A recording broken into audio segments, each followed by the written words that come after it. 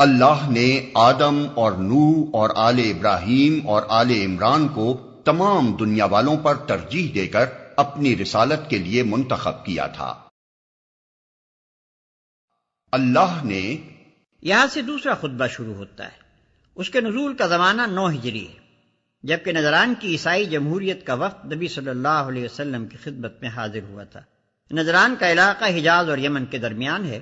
اس وقت اس علاقے میں 73 بستیاں شامل تھیں، اور کہا جاتا ہے کہ 1,20,000 قابل جنگ مرد اس میں سے نکل سکتے تھے۔ آبادی تمام تر عیسائی تھی اور 3 سرداروں کے زیر حکم تھی۔ ایک عاقب کہلاتا تھا جس کی حیثیت امیر قوم کی تھی، دوسرا سید کہلاتا تھا جو ان کے تمدنی و سیاسی امور کی نگرانی کرتا تھا، اور تیسرا اسقف یعنی بشپ تھا جس سے مذہبی پیشوائی متعلق تھی۔ جب نبی صلی اللہ علیہ وسلم نے مکہ فتح کیا اور تمام اہل عرب کو یقین ہو گیا کہ ملک کا مستقبل اب محمد رسول اللہ صلی اللہ علیہ وسلم کے ہاتھ میں ہے، تو عرب کے مختلف گوشوں سے آپ کے پاس وفد آنا شروع ہو گئے۔ اسی سلسلے میں نجران کے تینوں سردار بھی 60 آدمیوں کا ایک وفد لے کر مدینے پہنچے۔ جنگ کے لیے بہرحال وہ تیار نہ تھے۔ اب سوال صرف یہ تھا کہ آیا وہ اسلام قبول کرتے ہیں یا ذمہ بن کر رہنا چاہتے ہیں۔ اس موقع پر اللہ تعالیٰ نے نبی صلی اللہ علیہ وسلم پر یہ خطبہ نازل کیا تاکہ اس کے ذریعے سے وفد نجران کو اسلام کی طرف دعوت دی جائے۔ آدم اور نوح اور آل ابراہیم اور آل عمران۔ عمران حضرت موسیٰ اور ہارون علیہ السلام کے والد کا نام تھا، جسے بائبل میں امرام لکھا ہے۔ یہ ایک سلسلے کے لوگ تھے جو ایک دوسرے کی نسل سے پیدا ہوئے تھے۔ اللہ سب کچھ سنتا اور جانتا ہے۔ مسیحیوں کی گمراہی کا تمام تر سبب یہ ہے کہ وہ مسیح کو بندہ اور رسول ماننے کے بجائے اللہ کا بیٹا اور الوہیت میں اس کا شریک قرار دیتے ہیں۔ اگر ان کی یہ بنیادی غلطی رفع ہو جائے تو اسلام صحیح و خالص کی طرف ان کا پلٹنا بہت آسان ہو جائے۔ اسی لیے اس خطبے کی تمہید یوں اٹھائی گئی ہے کہ آدم اور نوح اور آل ابراہیم اور آل عمران کے سب پیغمبر انسان تھے۔ ایک کی نسل سے دوسرا پیدا ہوتا چلا آیا، ان میں سے کوئی بھی خدا نہ تھا۔ ان کی خصوصیت بس یہ تھی کہ خدا نے اپنے دین کی تبلیغ اور دنیا کی اصلاح کے لیے ان کو منتخب فرمایا تھا۔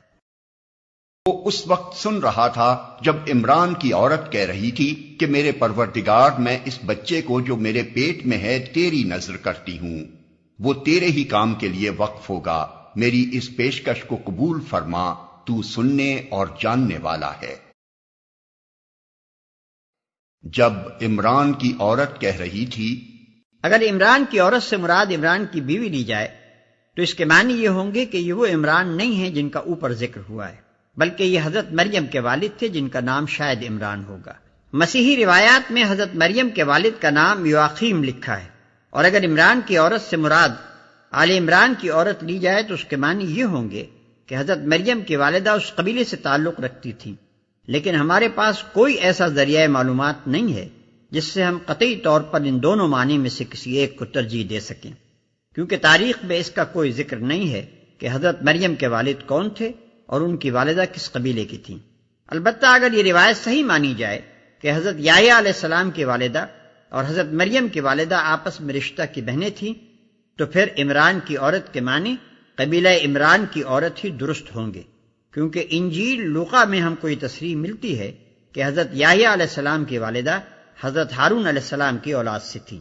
تو سننے اور جاننے والا ہے، یعنی تو اپنے بندوں کی دعائیں سنتا ہے اور ان کی نیتوں کے حال سے واقف ہے۔ پھر جب وہ بچی اس کے ہاں پیدا ہوئی تو اس نے کہا، مالک میرے ہاں تو لڑکی پیدا ہو گئی ہے، حالانکہ جو کچھ اس نے جنا تھا اللہ کو اس کی خبر تھی، اور لڑکا لڑکی کی طرح نہیں ہوتا۔ خیر، میں نے اس کا نام مریم رکھ دیا ہے، اور میں اسے اور اس کی آئندہ نسل کو شیطان مردود کے فتنے سے تیری پناہ میں دیتی ہوں۔ اور لڑکا لڑکی کی طرح نہیں ہوتا، یعنی لڑکا ان بہت سی فطری کمزوریوں اور تمدنی پابندیوں سے آزاد ہوتا ہے جو لڑکی کے ساتھ لگی ہوئی ہوتی ہیں، لہذا اگر لڑکا ہوتا تو وہ مقصد زیادہ اچھی طرح حاصل ہو سکتا تھا جس کے لیے میں اپنے بچے کو تیری راہ میں نظر کرنا چاہتی تھی۔ آخر کار اس کے رب نے اس لڑکی کو بخوشی قبول فرما لیا، اسے بڑی اچھی لڑکی بنا کر اٹھایا اور زکریا کو اس کا سرپرست بنا دیا۔ زکریا جب کبھی اس کے پاس محراب میں جاتا تو اس کے پاس کچھ نہ کچھ کھانے پینے کا سامان پاتا۔ پوچھتا، مریم یہ تیرے پاس کہاں سے آیا؟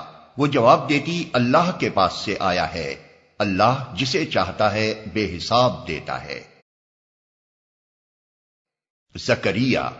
اب اس وقت کا ذکر شروع ہوتا ہے جب حضرت مریم سن رشد کو پہنچ گئیں اور بیت المقدس کی عبادت گاہ یعنی ہیکل میں داخل کر دی گئیں اور ذکر الہی میں شب و روز مشغول رہنے لگی۔ حضرت زکریا جن کی تربیت میں وہ دی گئی تھی غالباً رشتے میں ان کے خالو تھے اور ہیکل کے مجاوروں میں سے تھے۔ یہ وہ زکریا نبی نہیں ہیں جن کے قتل کا ذکر بائبل کے پرانے عہد نامے میں آیا ہے۔ جب کبھی اس کے پاس محراب میں جاتا۔ لفظ محراب سے لوگوں کا ذہن بالعموم اس محراب کی طرف چلا جاتا ہے جو ہماری مسجدوں میں امام کے کھڑے ہونے کے لیے بنائی جاتی ہے، لیکن یہاں محراب سے یہ چیز مراد نہیں ہے۔ صوامع اور کنیسوں میں اصل عبادت گاہ کی عمارت سے متصل سطح زمین سے کافی بلندی پر جو کمرے بنائے جاتے ہیں جن میں عبادت گاہ کے مجاور، خدام اور معتکف لوگ رہا کرتے ہیں، انہیں محراب کہا جاتا ہے۔ اسی قسم کے کمروں میں سے ایک میں حضرت مریم معتکف رہتی تھی۔ یہ حال دیکھ کر زکریا نے اپنے رب کو پکارا، پروردگار اپنی قدرت سے مجھے نیک اولاد عطا کر، تو ہی دعا سننے والا ہے۔ حضرت زکریا اس وقت تک بے اولاد تھے۔ اس نوجوان صالحہ لڑکی کو دیکھ کر فطرتاً ان کے دل میں یہ تمنا پیدا ہوئی کہ کاش اللہ انہیں بھی ایسی ہی نیک اولاد عطا کرے، اور یہ دیکھ کر کہ اللہ کس طرح اپنی قدرت سے اس گوشہ نشین لڑکی کو رزق پہنچا رہا ہے، انہیں یہ امید ہوئی کہ اللہ چاہے تو اس بڑھاپے میں بھی ان کو اولاد دے سکتا ہے۔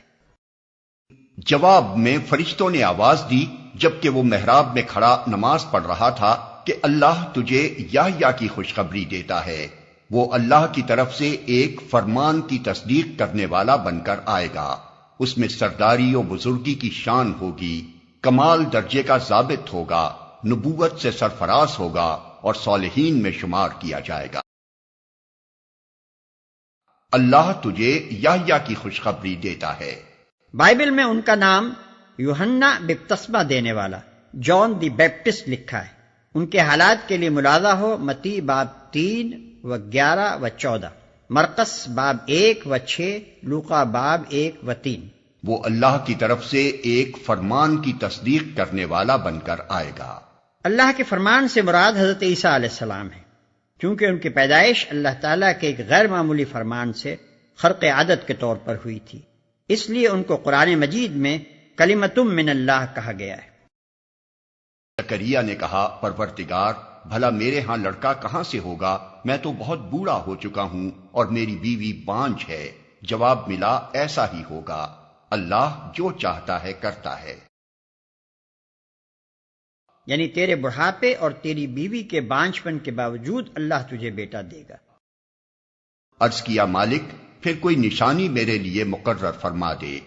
کہا، نشانی یہ ہے کہ تم 3 دن تک لوگوں سے اشارے کے سوا کوئی بات چیت نہ کرو گے یا نہ کر سکو گے۔